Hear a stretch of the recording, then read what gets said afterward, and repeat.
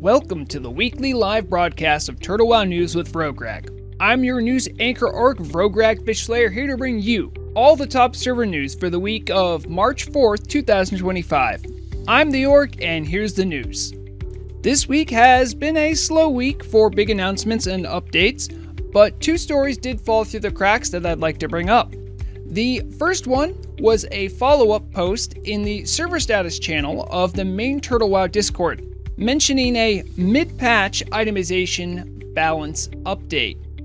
For those unaware, this announcement came out a day after the normal changelog notes and the weekly scheduled maintenance reset.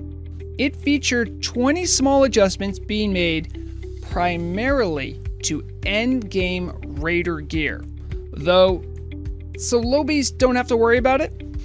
For the news, it would be a lot to cover if I went everything piece by piece, though I will say of the 20 notes, 13 are taken up by Shaman tier gear. So if you or a Shaman you know hasn't been made aware of these tweaks, make sure to take a look in case some of the adjustments might mean that you need to make some adjustments on your gear as well. The other story that I am genuinely surprised didn't make it to any of the official notice or boards was the new inclusion of nail salons for the denizens of Turtle WoW. For many adventurers, the pristinely kept hands underneath battle-scarred gloves can now show off more than just a vanilla model. All races, even those with fewer or more fingers depending on how you look at it, can go to a newly added nail salon. At the salon, a wide variety of nail polish is available for players, complete with an invisible glove transmog and a nail polish color of choice to fit the look you're going for. So if you're still looking for that last piece of your transmog, look no further than the nail salon.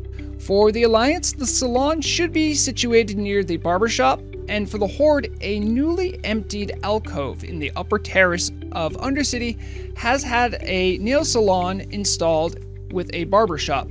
No word on when barbers or hairstylists will be making a comeback to the community, but it looks like, for now, the groundwork is being laid for even more fashion prestige. So stay vigilant. Who knows when the next stealth drop of fashion accessories might come. Over in new developments and announcements, of course, nothing to report about Karazhan 40, but some sneak preview shots from Turtle WoW 2.0 development were shown on the official Twitter. The pictures revealed to us mostly new lighting profiles for the dark and mystical caves of Moradon, and also some much more realistic looking water. We will have some more information about the recent changelog for Unreal Azeroth and Turtle 2.0 in the changelog.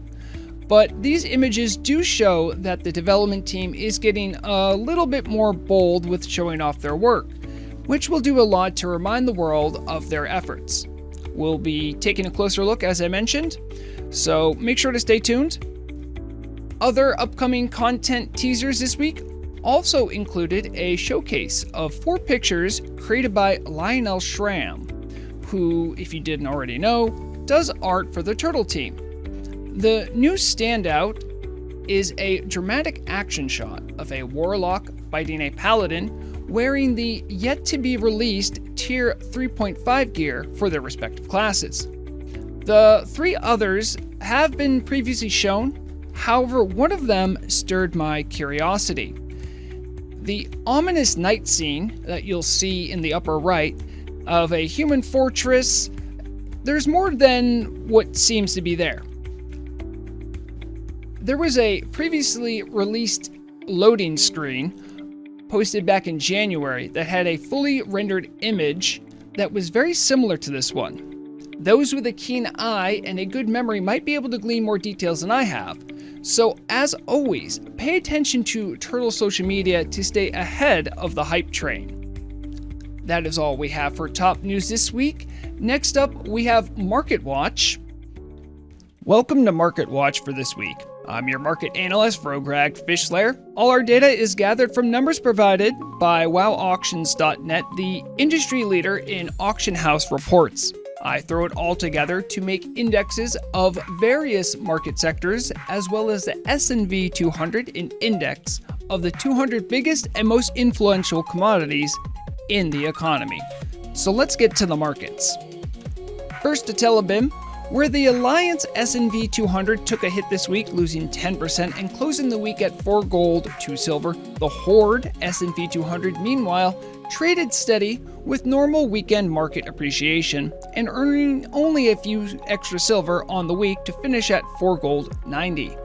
The Alliance market was riding high last week, actually outpacing the Horde market, but it seems that things are back to business as usual on Tel'abim, with the Horde market trading above the Alliance once more by nearly a full gold.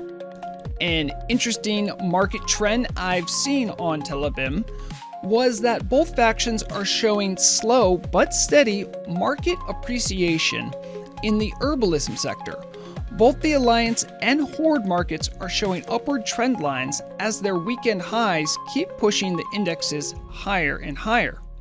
Even with a smaller rating population, looking at either faction's hourly Black Lotus tracker for the last 2 weeks shows periodic volatility, which is a sign that the market is facing scarcity of the primary flask reagent, which is normally needed for raiders. So if you're on Tel'abim and an herbalist, make sure to keep ahead of the trends and make the most gold you can with your prized Black Lotuses. Over on Nordanaar, the S&V 200 dug its way out of one of the lowest trading values seen yet early on in the week, gaining 6% on the week and closing at 7 gold, 25. The dip on the 27th does indeed mark a third time the S&V 200 has been in the 6 gold territory, which has some investors concerned that even more deflation is coming for investors, while consumers continue to enjoy watching their gold be worth more and more. But at least as recently, we do see that prices are tending to indicate upward trajectory for the market as a whole. As mentioned in weeks past, Nordanaar consumers should buy now while the market continues to be stagnant before Kara 40 drops and avoid unnecessary price hikes. Bucking trends with the overall stagnant market is the tailoring market on Nordanaar. This last month alone, it has grown 15% to 1 gold, 41. The reason for this is little surprise to veteran investors, as Mooncloth continues to grow in value.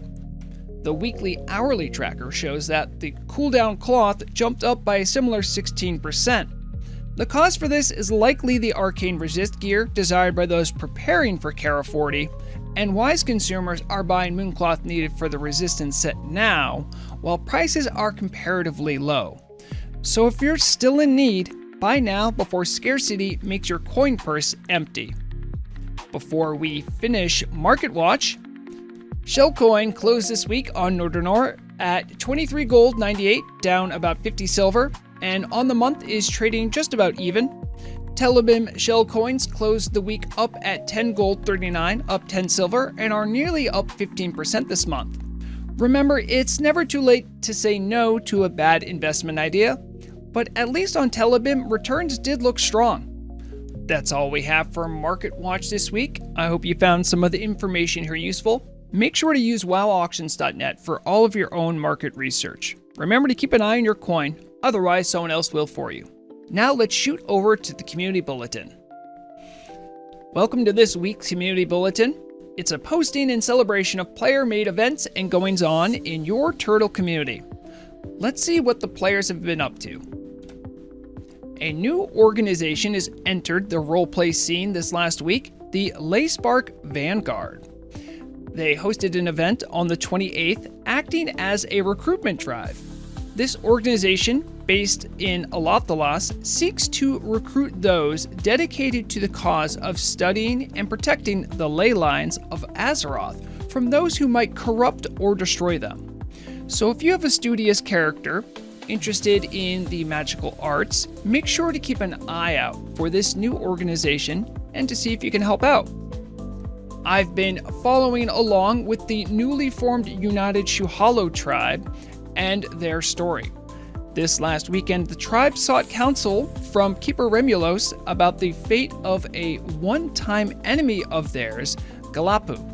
The druidic meeting concluded with the deceased being freed from the cycle of reincarnation and properly in a place of rest, where his transgressions can be rectified through feeding scavengers and being one with the Earth Mother again.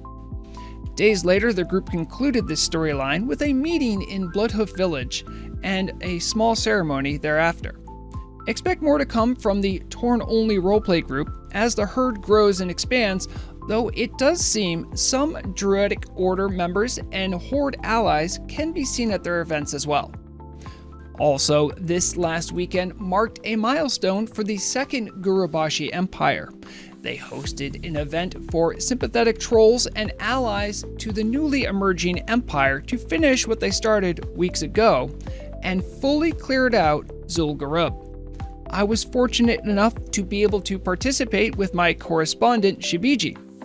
She reports that many victories of both blood and spirit were had on Sunday, but sadly the last fight to clear out the remnants of the Hikari cultists resulted in the untimely death of their beloved warlord Thek, who courageously died fighting a summoned blood elemental.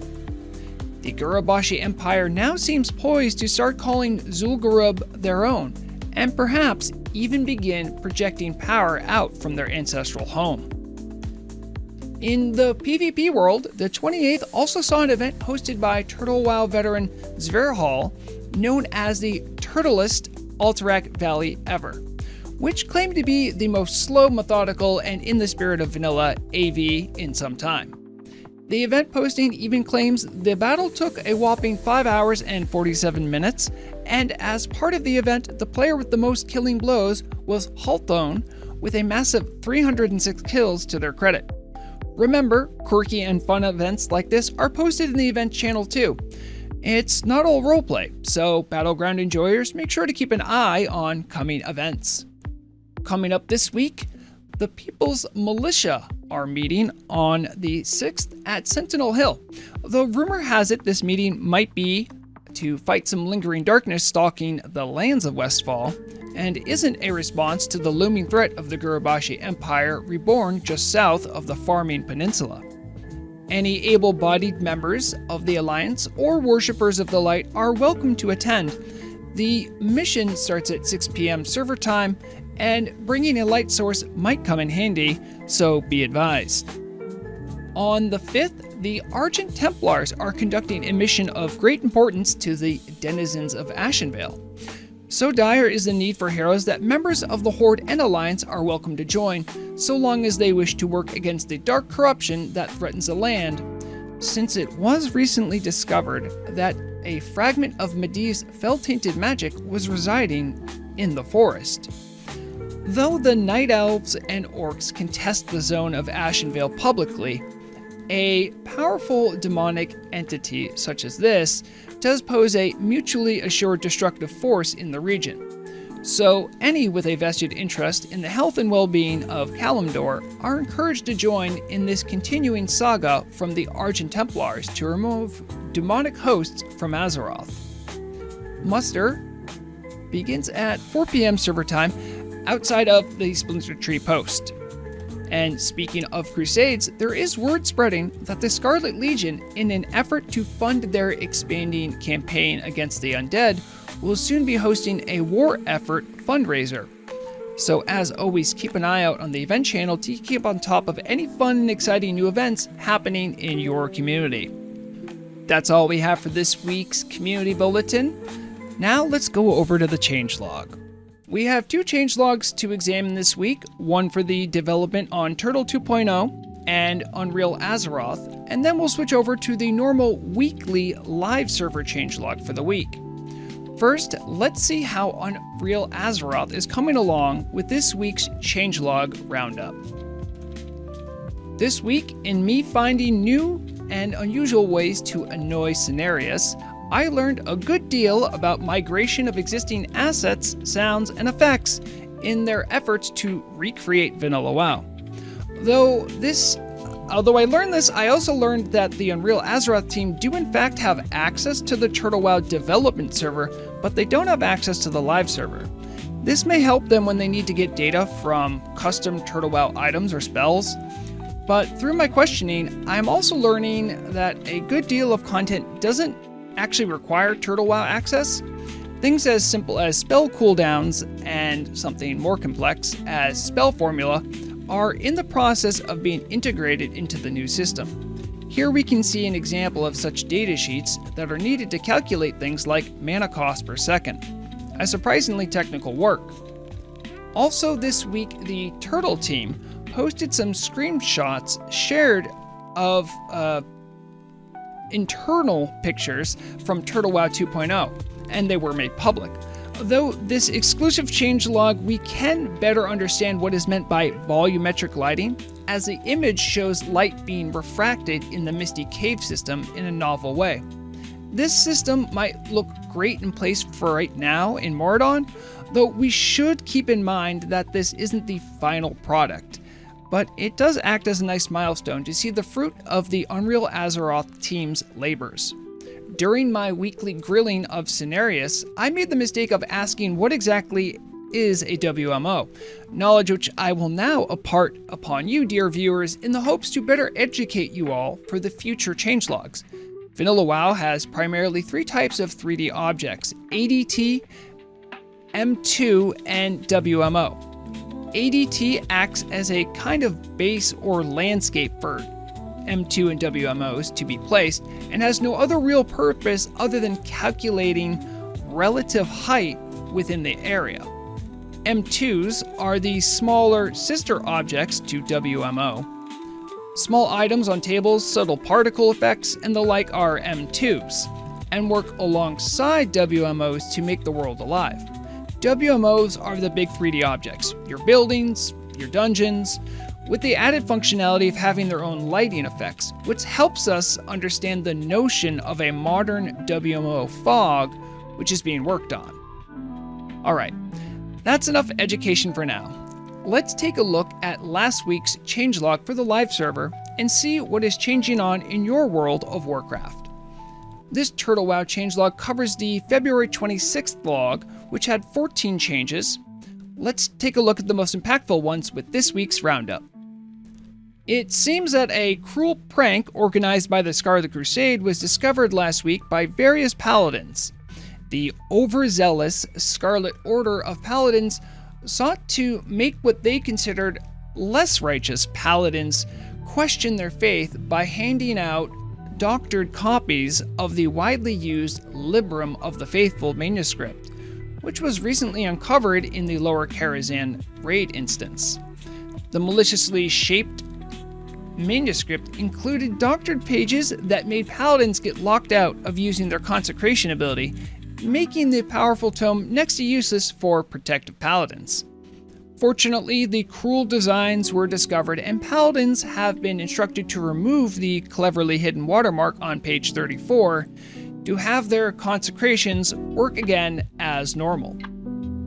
The Kirin Tor organization, which keeps track of fairness in affairs through their magical damage administration, had to issue a correction last week.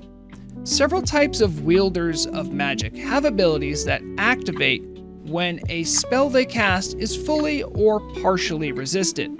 This measure allows those casters facing enemies that naturally resist their brand of magic the chance to not be completely negated by resistance.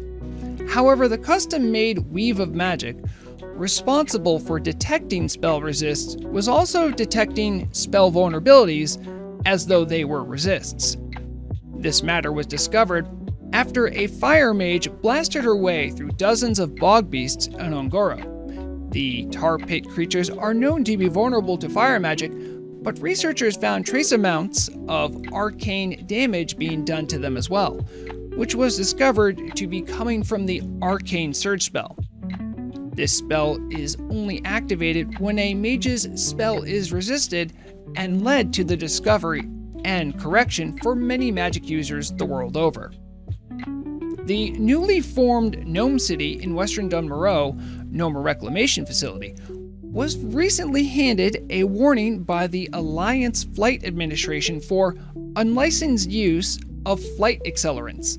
The flight master in the Gnomish city, Nellie Cogwheel, was witnessed applying trademarked flight grease to griffins under her care, which she claimed would make the avian mounts fly faster than ever before.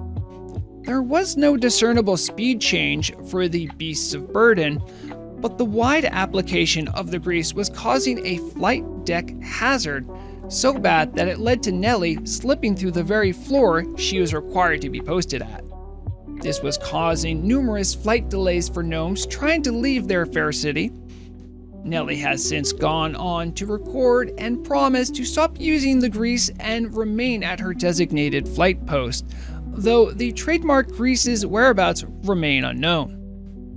The Association for a Demon-Free Azeroth, or the ADA, has been riding high ever since they lobbied to get regulations passed to prevent warlock-bound demons from receiving buffs from their allies in the Class Council 2 legislation. It seems that they are on a roll, since this last week a small loophole in the regulation, which was allowing greater demons to get buffs, was also stopped. For right now, it seems like warlocks are on their back foot in fighting these regulations, but spokesperson for one of the cabals said, "We're writing down names of the lobbyists. Rest assured." I wonder what that means. And finally, two powerful entities, Chromagus and Sapphiron, had long-standing errors corrected with their status as raid bosses. Most bosses have a spell or two they can throw out, and abilities by adventurers to slow down this spellcasting can come in handy, like Curse of Tongues or Mind-Numbing Poison. Enter Chromagus and Sapphiron. These are two beings who literally breathe magic. The most impactful mechanics with these bosses also revolve around their breath attacks, which normally are tracked like spells. However, rules and regulations about the distinction between breath weapons and spells were not made clear until recently by a rating ethics board. Much to the chagrin of warlocks and rogues, the advisory panel found that the act of breathing would no longer be the grounds for spell slowing effects. So do be advised, adventurers of Azeroth, they're a little bit more dangerous than before. That completes the changelog roundup for last week. This week's changelog may be out soon, so make sure to check it out so you can keep on top of all the latest adjustments coming to Turtle WoW. That is all the time we have for today's broadcast. I've been Vrograg Fishslayer. Thank you so much for watching. If you'd like to support the channel, make sure to subscribe and like the video. I air these live broadcasts on Tuesday, 4 p.m. EST, so if you'd like to watch as the news is made, make sure to drop by. Until next time, be good to one another and stay informed, because the deadliest weapon is knowledge.